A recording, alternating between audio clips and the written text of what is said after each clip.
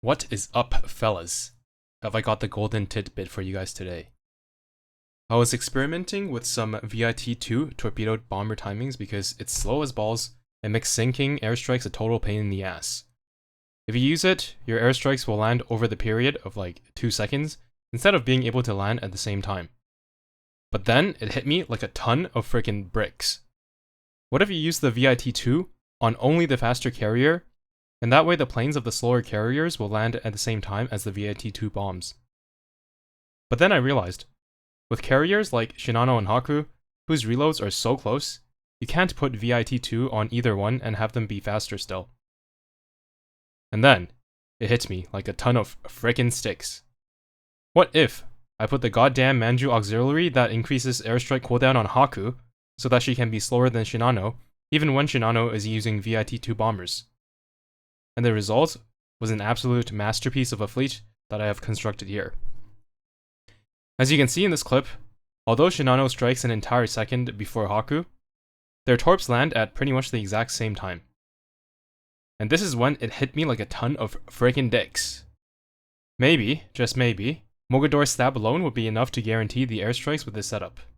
This would mean that Soyuz is no longer needed for her slow, and in her place I was able to put Alsace instead, who has a heal for Mogador, eliminating yet another point of RNG from the fleet, which is Mogador dying. Now, there's still just one last problem with this fleet, and that is the fact that Mogador's stab still has to go through the accuracy check. That probably has roughly 80% chance of landing, so there is a 20% chance most of your last airstrike will miss, but this is no worse than the Soyuz fleet from before. Also, I recorded 4 consecutive runs, and in both the 3rd and 4th runs, Mogador missed her stab at the last airstrikes. However, in both runs, the fleet still did enough damage to one-shot the boss.